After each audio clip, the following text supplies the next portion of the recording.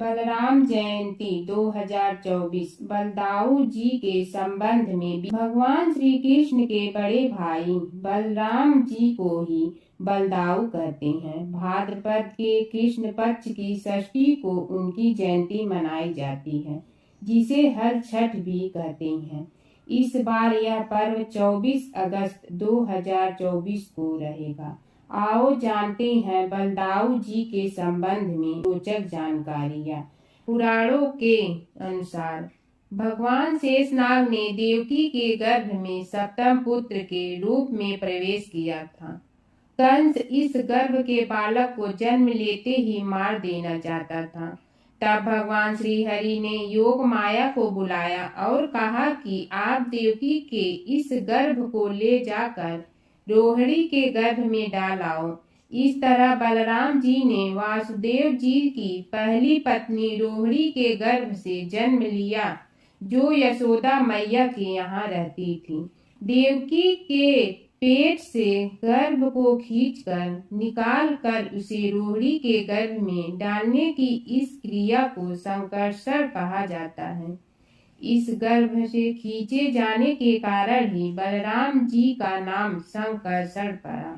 लोक रंजन करने के कारण बलराम जी राम कहलाए और बलवानों में श्रेष्ठ होने के कारण वे बलराम कहलाए।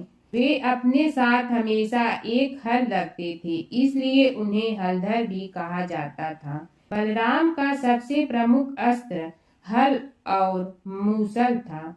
सामान्य व्यक्ति हल उठाकर उसे हथियार के रूप में प्रयोग नहीं कर सकता, लेकिन बलराम जी उसे उठाकर उसका हथियार के रूप में प्रयोग कर लेते थे। कहते हैं कि एक बार कौरव और बलराम के बीच किसी प्रकार का कोई खेल हुआ। इस खेल में बलराम जी जीत गए थे, लेकिन कौरव यह मानने को ही नहीं तैयार थे। ऐसे में क्रोधित होकर बलराम जी ने अपने हल से हस्तिनापुर की संपूर्ण भूमि को खींचकर गंगा में डुबोने का प्रयास किया। तभी आकाशवाणी हुई कि बलराम ही विजेता है। सभी ने सुना और इसे माना। इससे संतुष्ट होकर बलराम जी ने अपना हल रख दिया। तभी से वे हलधर के रूप में प्रसिद्ध हुए। दूसरी कथा के अनुसार भगवान श्री कृष्ण की पत्नी जामवंती के पुत्र सांब का दिल दुर्योधन और भानुमति की पुत्री लक्ष्मणा पर आ गया था और वे दोनों प्रेम करने लगे थे। इसलिए एक दिन सांब ने लक्ष्मणा से गंधर्व विवाह कर लिया और लक्ष्मणा को अपने रथ में बैठाकर द्वारिका ले जाने लगा। जब यह बात कौरवों को पता चली तो कौरव अपनी पूरी सेना लेकर सांब से युद्ध करने आ पहुँचे। कौरवों ने सांब को बंदी बना लिया। इसके बाद जब श्री कृष्ण और बलराम को पता चला, तब बलराम हस्तिनापुर पहुँच गए और बलराम ने अपना रौद्र रूप प्रकट कर दिया। वे अपने हल से ही हस्तिनापुर की संपूर्ण धरती को खींचकर गंगा में डुबोने चले। यह देखकर कौरव भयभीत हो गए। संपूर्ण हस्तिनापुर में हाहाकार मच गया।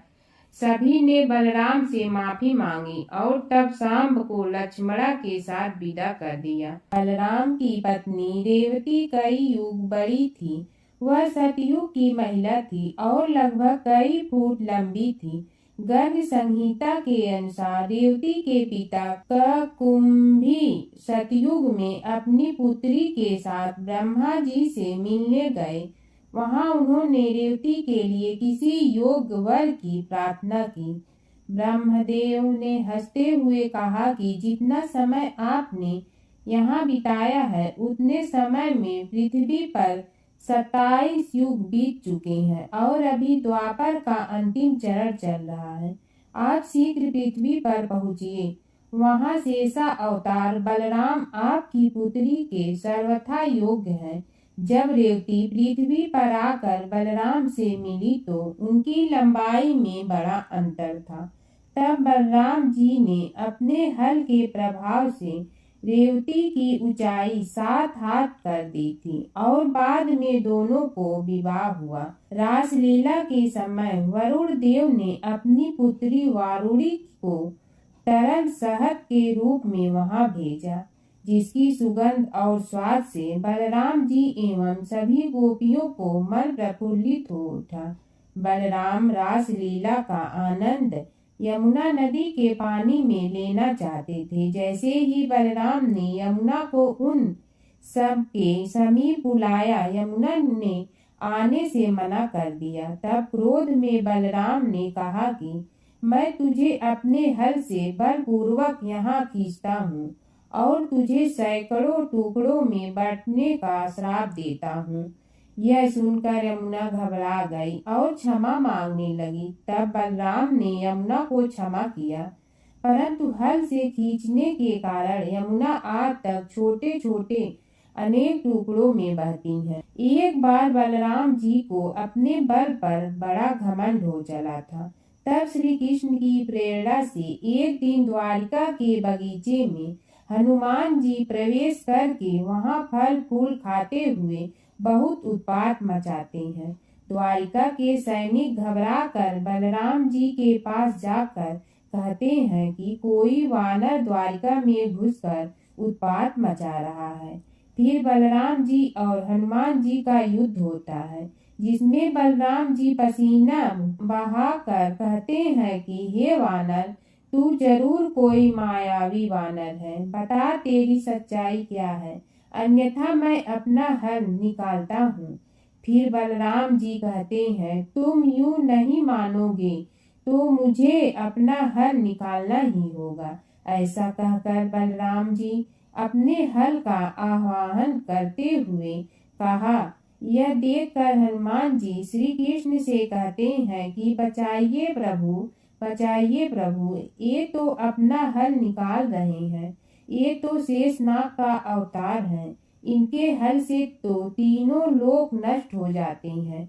तब श्री कृष्ण रुक्मिणी के संग वहां तुरंत आ जाते हैं और बलराम जी को रोकते हैं, रुकिए दाऊ भैया।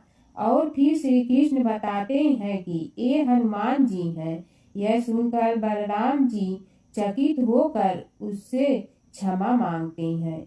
बलराम जी के कौरव और पांडव दोनों से ही अच्छे संबंध थे, इसीलिए वे महाभारत के युद्ध में शामिल नहीं हुए थे, क्योंकि उनके सामने धर्म संकट था कि वे किसकी ओर से लड़ें।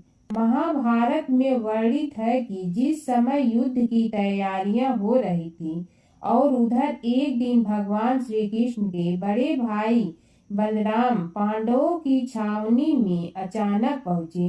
दाऊ भैया को आता देख श्री कृष्ण युधिष्ठिर आदि बड़े प्रसन्न हुए। सभी ने उनका आदर किया। सभी को अभिवादन कर बलराम धर्मराज के पास बैठ गए। फिर उन्होंने बड़े व्यथित मन से कहा कि कितनी बार मैंने कृष्ण को कहा कि हमारे लिए तो पांडव और कौरव दोनों ही एक समान हैं, दोनों को मूर्खता करने की सूझी थी, इसमें हमें बीच में पड़ने की आवश्यकता नहीं है। पर कृष्ण ने मेरी एक न मानी। कृष्ण को अर्जुन के प्रति स्नेह इतना ज्यादा है कि वे कौरवों के विपक्ष में हैं। अब जिस तरफ कृष्ण हो उसके विपक्ष में कैसे जाऊं? भीम और दुर्योधन दोनों ने ही मुझसे गदा सीखी है, दोनों ही मेरे शिष्य हैं, दोनों पर मेरा एक जैसा स्नेह है। इन दोनों कुरुवंशियों को आपस में लड़ते देखकर मुझे अच्छा नहीं लगता है, अतः मैं तीर्थ यात्रा पर जा रहा हूँ। बलराम जी और श्री कृष्ण जी ने मिलकर कई युद्ध लड़े थे। कंस की मल्लशाला में श्री कृष्ण ने चारु का वध किया था, तो बलराम ने मुष्टिक का वध कर दिया था।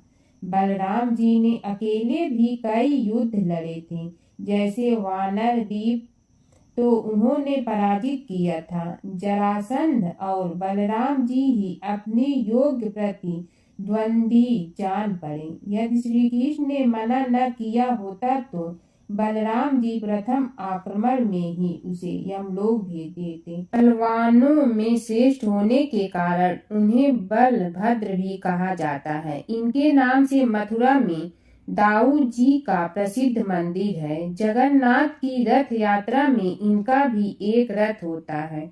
यह गदा धारण करते हैं। सुभद्रा बलराम जी की बहन थी, जो उनकी सगी बहन थी। जगन्नाथ जी की त्रिमूर्ति में कृष्ण, सुभद्रा तथा बलराम तीनों साथ विराजमान हैं। बलराम जी बचपन से ही अत्यंत गंभीर और शांत थे। श्री कृष्ण उनका विशेष सम्मान करते थे। बलराम जी भी श्री कृष्ण की इच्छा का सदैव ध्यान रखते थे। श्री कृष्ण ने शंखचूड़ का वध करके उसका मुकुट बलराम जी को उपहार स्वरूप दिया था। मोसुल युद्ध में यदुवंश के संहार के बाद बलराम ने समुद्र तट पर आसन लगाकर देह त्याग दी।